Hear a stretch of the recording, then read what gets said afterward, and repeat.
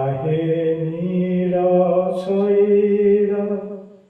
প্রবল মত বারণ মোয়ারত নলিনী বনকু কর দলন আহে নিরশৈর।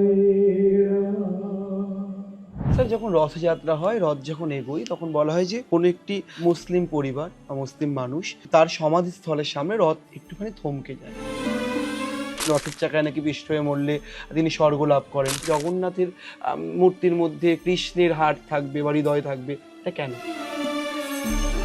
যিনি ব্রহ্মবস্তু পরিবর্তন করছেন বা যিনি ওই সময় কাজটি করছেন, তার নাকি মৃত্যু হয়। অন্য সত্তা, অন্য ধরনের মানুষ হয়েও এই সনাতনের প্রতি আপনার ইন্টারেস্ট বা আপনার আগ্রহ কেন?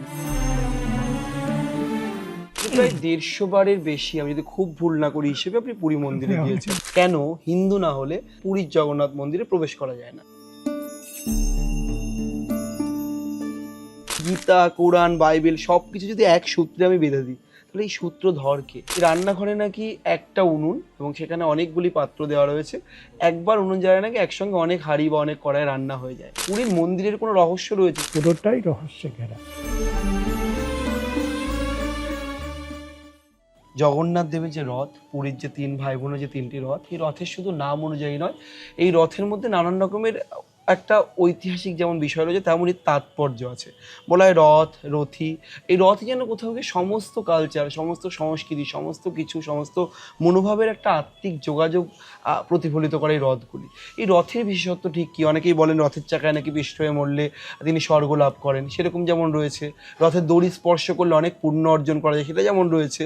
একবার রথ স্পর্শ করলে পুণ্য অর্জন হয়, সবকিছু মিলেমিশে। এই পুরো রথের তাৎপর্য কি, যদি আপনার এই গবেষকের দৃষ্টিভঙ্গি থেকে একটু বলেন? রথের ব্যাপারটা হচ্ছে শুধু রথ না, রথী। রথ এবং রথী দুটোকে মিলিয়ে রথের তাৎপর্য। কেমন? শুধু রথকে দেখলে হবে না, রথীকে দেখতে হবে, রথীকে চিনতে হবে। আত্মা হচ্ছে এবং শরীর, এই দুটোর মধ্যে রথ এবং রথীর সম্পর্ক। কেমন? আত্মা হচ্ছে রথী এবং শরীর হচ্ছে রথ। তাহলে এই শরীরের মধ্যে যদি আত্মাকে আমি রাখি, আত্মা চেতনা থাকে, আমার এই শরীরটাই কিন্তু রথ। শরীরম রথমেব। তাহলে রথের স্পিরিচুয়াল তাৎপর্য রয়েছে। এবং কালচারালি যদি বলি, তাহলে রথ অনেকগুলো শিল্পকলার সংবর্ধন। তার আর্কিটেকচার আছে, তার দারুতক্ষণ কলা আছে, তার মধ্যে মিট আছে, তার মধ্যে পেন্টিং আছে, তার মধ্যে অনেক কি বলবো, আর্কিটেকচারাল হিসেব নিকেশ আছে, অনেক জ্যামিতি আছে। তার রথের চাকা, তার রথের স্পোক, তার চাকার ব্যাস। এই রথ রথীর তাৎপর্যটা কি, মানে এদের সম্পর্কটা ঠিক কি? আর রথী তো রথ চালাচ্ছেন, জীবাত্মা পরমাত্মার সম্পর্ক, জীবাত্মা পরমাত্মার সম্পর্ক। মানে কোথাও কি সেই কাহা গেলে তোমা পায়ের মতোই, মানে রথের মধ্যে দিয়েও কি সেই তাৎপর্যই অতিবাহিত হয়? তোমা পাই তো নামটা তো খুব সিগনিফিকেন্ট। মানে কোথায় গেলে তাকে পাবো। মানুষের যে চলার, হ্যাঁ, মানুষের যে ঈশ্বরের জন্য মানুষের যে অন্বেষণ, একটা আনএন্ডিং অন্বেষণ, সেইটা কাহা গেলে তোমা পাই নামটার মধ্যে দিয়ে ফুটে উঠেছে। যদি ওটা চৈতন্যদেব সম্পর্কিত একটা বিষয়, কিন্তু তাই তো বটে যে কোথায় গেলে তাকে আমরা পাবো, কোথায় পাবো তারে আমার মনের মানুষ জেরে। বাউলরা তাই বলেছেন। এই অন্বেষণ তো আমাদের চিরকালীন। স্যার, শুধু বাউলরা বলেন তা নয়, আমি যতদূর জানি, আমি যদি খুব ভুল না করি, কোরআন, গীতা, সবকিছুর মধ্যে একটা সাযুজ্য আছে, বাইবেল, যে প্রত্যেক কোথাও ঈশ্বরের যে অন্বেষণ, ঈশ্বরের সাথে সম্পর্ক। স্যার, এই গীতা, কোরআন, বাইবেল সবকিছু যদি এক সূত্রে আমি বেঁধে দিই, তাহলে এই সূত্রধর কে? কি প্রত্যেকের কি মূলত প্রত্যেকের মূল জায়গাটা কোনটা? প্রত্যেকের মূল জায়গা হচ্ছে, দেখুন, গীতা, কোরআন, বাইবেল এবং কি বলবো, এই তিনটের মধ্যে মূল বিষয়টি ভক্তিযোগ। ঈশ্বরকে জানা এবং ঈশ্বরের কাছে আত্মনিবেদন করা, এইটি হচ্ছে তার সব থেকে বড় দিক। ঈশ্বর এক ঈশ্বর, প্রত্যেকের এক, সবকা মালিক এক হ্যায়। স্যার যখন রথযাত্রা হয়, রথ যখন এগোয়, তখন বলা হয় যে কোনো একটি মুসলিম পরিবার বা মুসলিম মানুষ তার বাড়ি, তার সমাধিস্থলের সামনে রথ একটুখানি থমকে যায়। এই যে শালবেগ বা কিছু একটি ইতিহাস রয়েছে, এই এই এই ইতিহাসটি কি? মানে একজন মুসলিম মানুষ তার কবরস্থান বা তার সমাধিস্থলের সামনে এসে পুরীর জগন্নাথের রথ থেমে যাচ্ছে, এই পুরো ইতিহাসটা কি? যোদ্ধার পুত্র শালবেগ, বাবা লালবেগ, মা ছিলেন ব্রাহ্মণী, মানে জগন্নাথের নৈষ্ঠিক ভক্ত। ফলে শালবেগ যখন অসুস্থ হলেন আর কি, যখন তিনি উন্ডেড হলেন, তখন তার মায়ের পরামর্শে তিনি, মানে মা তো ব্রাহ্মণী, তিনি পরামর্শ দিলেন, বাবা আমি একটাই পথ জানি, তুমি জগন্নাথের শরণাপন্ন হও। শালবেগ সুস্থ হলেন এবং তার ভিতরেও তো একটা ব্রাহ্মণ মাতার একটা সংস্কার ছিল, ফলে জগন্নাথের ভক্ত তিনি হলেন। এবং শালবেগের বড় অবদান, তিনি জগন্নাথের ভজন লিখেছিলেন। কিরকম ধরনের ভজন? ভজন লিখেছিলেন, গান, জগন্নাথের গান। আমাদের যেমন শ্যামা সঙ্গীত, আমাদের যেমন বাউল গান, শাস্ত্রীয় গান আছে, হ্যাঁ, আমাদের যেমন শাক্ত পদাবলী আছে, একটু গিয়ে শোনান দেখি কি। বৈষ্ণব পদাবলী আছে, ওড়িয়া ভাষাতে গানটা আছে। আহে নীড় শৈর প্রবল মত বারণ, মোয়ারত নড়িনী বনকু কর দলন, আহে নীড় শৈর। রান্নাঘরে নাকি একটা উনুন এবং সেখানে অনেকগুলি পাত্র দেওয়া রয়েছে, একবার উনুন জ্বালায় নাকি একসঙ্গে অনেক হাঁড়ি বা অনেক কড়াই রান্না হয়ে যায়। এক, দু নম্বর হলো মন্দিরের যে উপরে পতাকা জ্বলে, যে পতাকা যে দেওয়া হয়, যে ধ্বজা বলা হয়, সেই ধ্বজা যেদিকে হাওয়া তার বিপরীতমুখী তার যে অবস্থান, এই পুরো বিষয়টি মানে কেন? আর পুরীর মন্দিরের কোনো রহস্য রয়েছে যে বিষয়টি আপনি গবেষণা করতে করতে গিয়ে খুঁজে বের করেছেন বা দেখেছেন, যে বিষয়টি বহুদিন ধরে অজানা রয়েছে, আমরা কেউ জানি না, যে পুরীর মন্দিরের রহস্য মানে কি কি আপনি নতুন খুঁজে পেলেন? পুরীর রন্ধনশালায় খুব কম মানুষ প্রবেশ করতে পারে। পুরীর রন্ধনশালায় যারা ঢুকেছে তারা বলতে পারবে, যেটা মানে আই উইটনেস আমি নই, সেটা নিয়ে খুব একটা কথা বলা আমার মনে হয় অনুচিত হবে। কিন্তু আমরা যেটা শুনেছি বা যেটা জেনেছি বিভিন্ন এতে, তাতে করে হাঁড়ির ওপরে হাঁড়ি সাজিয়ে রান্না হয় স্টিমে, এবং উনুনের যে ডিজাইনটা, সেই ডিজাইনটা একটা ফ্যাক্টর আর কি। তার যে কার্ভেচার, তাতে করে তাপটা এইভাবে এসে ওপর থেকে লেগে নিচে আসে। আর একটা হচ্ছে এতে রান্না হয় তো বাষ্পে, ভাপে রান্না হয়, ফলে সেইটা একটা তার একটা মানে হিটের একটা ভার্টিক্যাল ওপর দিকে আসার একটা প্রবণতা আছে। এই দুটি কারণে রান্না হয়। এটা যারা এই বিষয় নিয়ে কাজ করেন তাদের ব্যাখ্যাটা আমি বলছি, কারণ আমি এটা প্রত্যক্ষদর্শী নই। আর পুরীর গোটা মন্দির পুরোটাই রহস্যে ঘেরা। আমরা আসলে পুরীকে যেভাবে দেখলে, আমরা মানে ট্যুরিস্ট হিসাবে যাই, জগন্নাথ দর্শন করে ফিরে আসি, কিন্তু পুরীকে এক্সপ্লোর করতে গেলে, কালচারালি যদি এক্সপ্লোর করতে হয়, প্রত্যেকটা তার পাথর, প্রত্যেকটা মূর্তি, প্রত্যেকটা কিছুর সঙ্গে একটা বিরাট ইতিহাস, ঐতিহ্য জুড়ে আছে। সেটার জন্য একটা একাডেমিক এক্সপ্লোরেটিভ রিসার্চ ট্যুর দরকার। বলা হয় যে জগন্নাথ দেবের যখন 12 বছর পর পর তার যখন নবজন্ম হয় বা কলেবর যে অনুষ্ঠানটির নাম বা যে উপাচারটির নাম, ঠিক তখন নাকি তার যে শরীর বা তার যে প্রতিকৃতি তৈরি করা হচ্ছে, সেখানে একটা ব্রহ্মবস্তুর পরিবর্তন বা ব্রহ্মবস্তুর কিছু একটা রূপায়ণ হয়। এবং সেই সময় বলা হয় যে শ্রীকৃষ্ণের দেহের একটি অংশ, বা কেউ কেউ বলেন শ্রীকৃষ্ণের হৃদয় নাকি জগন্নাথ মহাপ্রভুর যে প্রতিকৃতি রয়েছে তার মধ্যে বা মূর্তি রয়েছে কাঠের, নিম কাঠের, সেই মূর্তির মধ্যে প্রতিস্থাপন করা হয়। এই বিষয়টি কি স্যার? মানে বৈষ্ণব মতে তো এইভাবে কোনো কারো দেহাবশেষ বা কিছু রাখার কথা নয়, কিন্তু সেখানে জগন্নাথের মূর্তির মধ্যে কৃষ্ণের হাড় থাকবে বা হৃদয় থাকবে, এটা কেন? মানে কি বিষয়? দেখুন, আমরা আসলে অনেকগুলো বিষয় আমাদের মতো করে ব্যাখ্যা করে নিই, আমরা নিজেদের মতো করে ইন্টারপ্রিটেশন করি। আপনি আমাকে একটা কথা বলুন, যে জগন্নাথ এবং শ্রীকৃষ্ণ যদি এক হয়, তাহলে জগন্নাথের শুধু মানে শ্রীকৃষ্ণের শুধু হৃৎপিণ্ডটুকু কেন জগন্নাথ হবে? জগন্নাথ গোটাটাই শ্রীকৃষ্ণ। হ্যাঁ, যিনি কৃষ্ণ তিনি বিষ্ণু মানে তিনি এমন তো না জগন্নাথ। যে ওই অংশটুকু শ্রীকৃষ্ণের, বাকিটা নন শ্রীকৃষ্ণ, এমনটা কিন্তু লজিক না। ঠিক।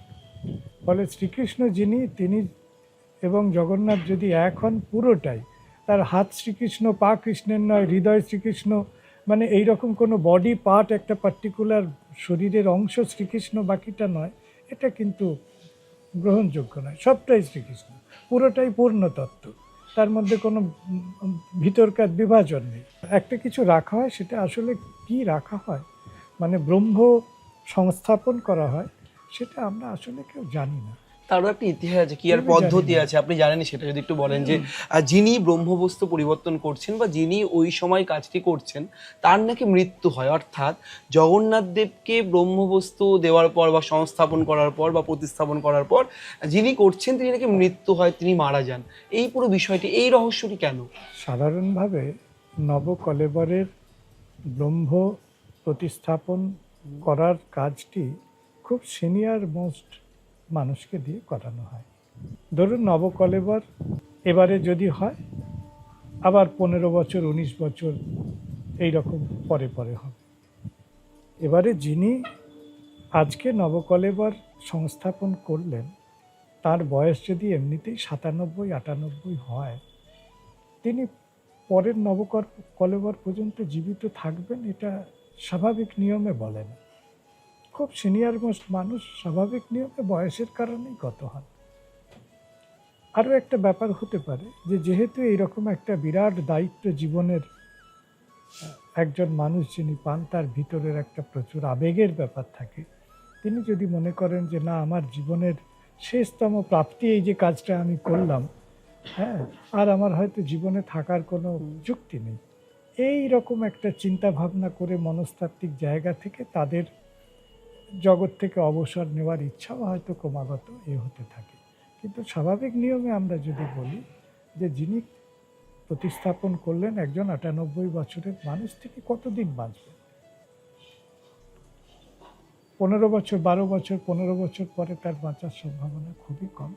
ফলে ঘটনাটা এমন না যে ব্রহ্মবস্তু সংস্থাপন করেছেন বলে মারা গেলেন, দুটোটার কজাল রিলেশন নয় কিন্তু, মানে এটা করেছেন বলে মারা গেলেন তা কিন্তু না।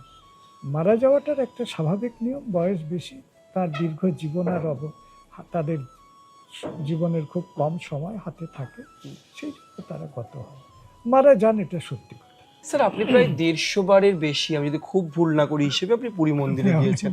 আমি মন্দির নিয়ে বা তার রহস্য, আমি আসলে গিয়েছি পুরীর, বিশেষ করে পুরীতে যারা গবেষক রয়েছেন তাদের সঙ্গে কথাবার্তা বলার জন্য, পুরীর বই বাজারে করার জন্য, এবং পুরীর ওইদিকে বহু অনুষ্ঠান আদি, জগন্নাথের অনুষ্ঠান, এমনকি পুরীর মন্দিরের যখন পঞ্চরাত্র, জগন্নাথ পঞ্চরাত্র হয়েছিল, তখনও আমি আমন্ত্রিত ছিলাম। নানান কাজে পুরী বহুবার গিয়েছি। এখন যে জগন্নাথ দেবের যে আমরা মূর্তি দেখছি, তার দুটি হাত নেই, তিনি বসে আছেন, আর কোথাও গিয়ে ব্রহ্মের মতন একেবারে বসে রয়েছেন একটি জায়গায়, চলমান নন। ঠিক সেখানে নীল মাধবের প্রসঙ্গ ওঠে। তার গায়ের রং দিয়ে আমি বলছি না, নীল মাধব। স্যার, নীল মাধব বলা হয় যে সবর রাজ কোন এক জঙ্গলে তিনি একাকী পুজো করতেন, জগন্নাথ দেবের সেবা করতেন। সেই নীলমাধব কোথাও গিয়েছিল, নীল একটি পাথর, ব্লু স্টোন, সেই স্টোন তার দিয়ে একটি রূপ ছিল। সেই রূপটা এখন খুব একটা পাওয়া যায় না, মাহেশের একটি জায়গাতে সেই নীলমাধবের মূর্তি রয়েছে, কিন্তু সেই মূর্তি নিয়ে একটা রহস্য রয়েছে। এই নীলমাধব থেকে জগন্নাথের বর্তমান মূর্তির যে উত্তরণ, এই বিষয়টি যদি একটু সংক্ষেপে বলেন। জগন্নাথ দেবের যে নীলমাধব রূপ, সেই নীলমাধব রূপ সম্পর্কে জানার প্রধান উৎস হচ্ছে স্কন্দ পুরাণ। স্কন্দ পুরাণে আমরা পাচ্ছি যে সেখানে একটি নীলাশ্ম, হ্যাঁ, নীলেন্দ্র মণির মূর্তেস্তু, এইসব শব্দ পাওয়া যায়। তো সেটার থেকে অনুমান মানে আমরা নিশ্চিত একটা সিদ্ধান্তে আসতে পারি যে একটা স্টোন, তার উপাদান ছিল স্টোন বিগ্রহের, সেটা নীল রঙের কোনো পাথর হতে পারে, নীল রঙের পাথর দিয়ে তৈরি কোনো বিগ্রহ হতে পারে। কিন্তু সেই বিগ্রহটা কেমন দেখতে ছিল, কোথায় আছে, এ ব্যাপারে কোনো তথ্য আমাদের কাছে নেই, আমাদের জানা নেই। এখন আমরা নীলমাধবের যে বিগ্রহগুলো দেখি, সেটা জগন্নাথ দেবের যে চোখে দেখা রূপ, সেটাতে নীল বর্ণ করে নীলমাধব বোঝানো হয়। বারবারই আমি একটা কথা বলেছি, মাহেশের কথা বারবার বলি এই কারণে যে মাহেশ অনেক মানুষ দেখেছে, এবং মাহেশের মন্দিরে ঢুকতে বাম দিকে নীলমাধবের একটি বিগ্রহ আছে। সেটা চট্টগ্রাম থেকে আনা, প্রায় 500 বছরের প্রাচীন বিগ্রহ। তো নীলমাধবের সঙ্গে শবর রাজ, শবর সংস্কৃতির সম্পর্ক রয়েছে। ঠিক। এবারে রাজা ইন্দ্রদুম্ন যখন ব্যাকুল হলেন শ্রীকৃষ্ণের জন্য, তখন তিনি সেই বিগ্রহকে, যে বিদ্যাপতির কাহিনী আছে, সেই বিগ্রহকে শেষ পর্যন্ত নিয়ে আসা হলো পুরীতে। পুরীতে আনার পরে যিনি গুহাতে পূজিত হতেন, অরণ্যে পূজিত হতেন, একা পূজিত হতেন, তিনি পুরীতে এসে একটা রাজ পৃষ্ঠপোষকতায় পূজিত হলেন। ফলে একটা ট্রাইবাল কালচারাল ইকোলজি থেকে একটা রয়্যাল মনার্কি, হায়ারার্কি, সেরকম একটা ইকোলজিতে এসে পড়লেন। যেহেতু রথযাত্রা করা হয় এবং বিগ্রহকে রথে তোলা, জগন্নাথ স্নানযাত্রার জন্য বেদি থেকে নামেন, যে আকৃতির জগন্নাথ আপনারা পুরীতে দেখেন, ও যদি পাথরের বিগ্রহ হতো তাহলে তাকে ওঠা নামানো করার খুব কঠিন কাজ ছিল। কয়েকটি হাতি লাগতো। দারু বিগ্রহ, হ্যাঁ, দারু বিগ্রহ করা হয়, এবং সেটাও নিম্ব বৃক্ষ হওয়ার কারণ কিন্তু শবর রাজ এবং ওই অঞ্চলের মানে এনভায়রনমেন্টাল ইকোলজি। স্যার, যে গর্ভগৃহ রয়েছে জগন্নাথ মন্দিরে, সেই গর্ভগৃহ সবসময় অন্ধকার থাকে, প্রদীপ জ্বলে। এই অন্ধকারাচ্ছন্ন বিষয়টা কেন জগন্নাথ মহাপ্রভুকে নিয়ে বা জগন্নাথ দেবকে নিয়ে, কেন এই অন্ধকারাচ্ছন্ন বিষয়টা সবসময় একটা অন্ধকার পরিস্থিতির মধ্যে তাকে রেখে দেওয়া হয়? কেন এই অন্ধকারের রহস্য কি? গর্ভগৃহের মধ্যে অন্ধকার হওয়ার কারণটা অনেকটাই কারণ। প্রথমত, গর্ভগৃহের ভিতরে সরাসরি সূর্যের আলো ঢোকে না। রত্নবেদী যেটা, সেটা কালো রঙের রত্নবেদী, সুতরাং সে আলো শোষণ করে নেয়। আর প্রদীপের আলো তো আর হ্যালোজেনের আলো নয়। আর মানে অন্ধকার বলে কথা নয়, জগন্নাথ সংস্কৃতি পুরোটাই রহস্যাবৃত।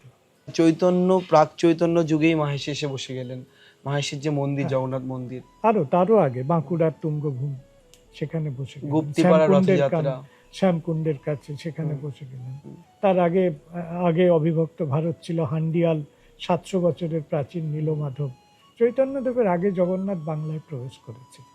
ফলে জগন্নাথের সূত্র ধরে গোটা ভারত সংস্কৃতি, গোটা বাংলার সংস্কৃতিকে আমরা দেখতে পাই।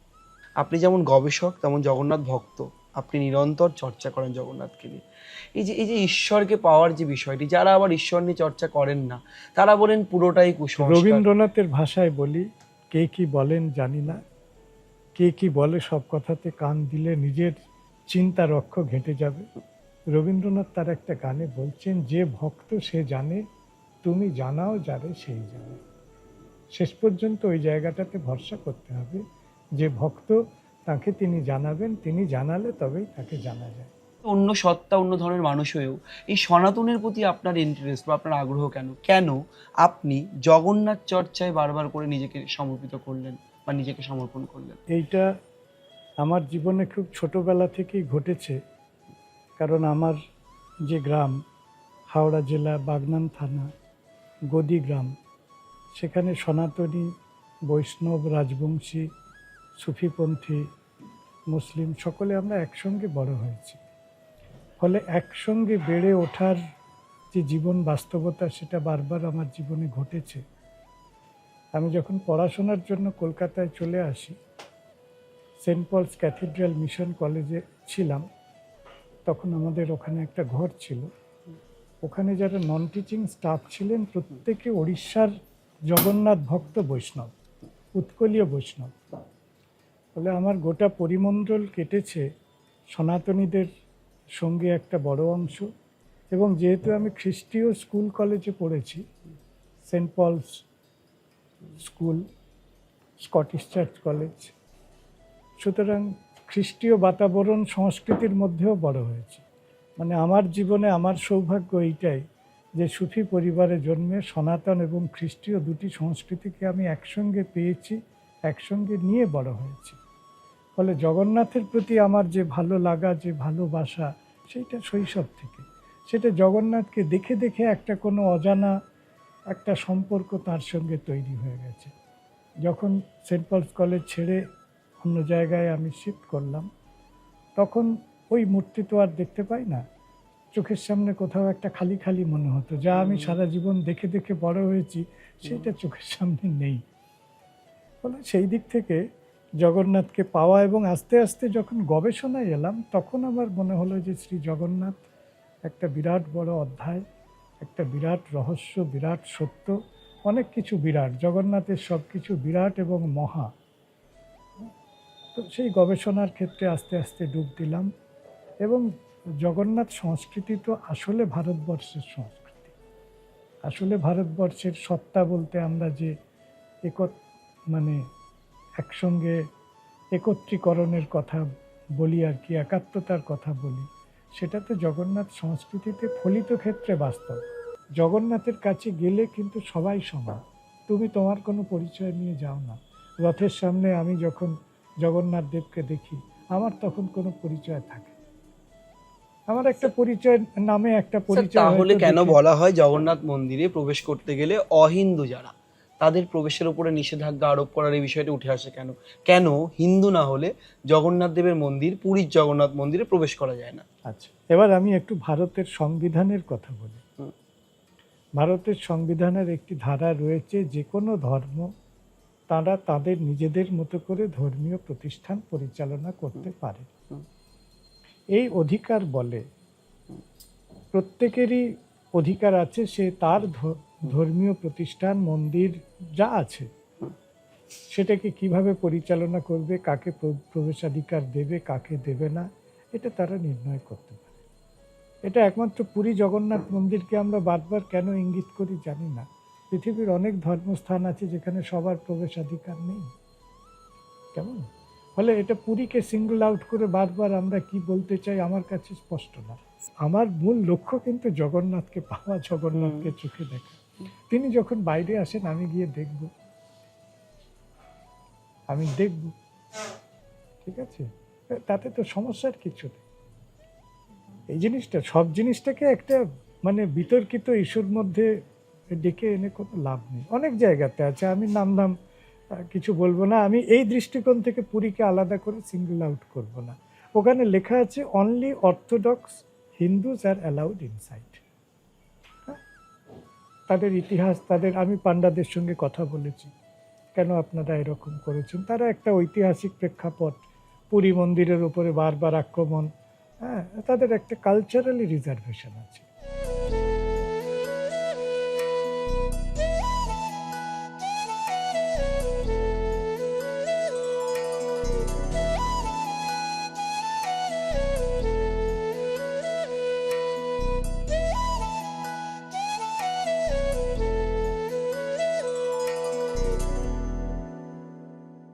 ফলো করুন সংবাদ প্রতিদিন ডিজিটাল।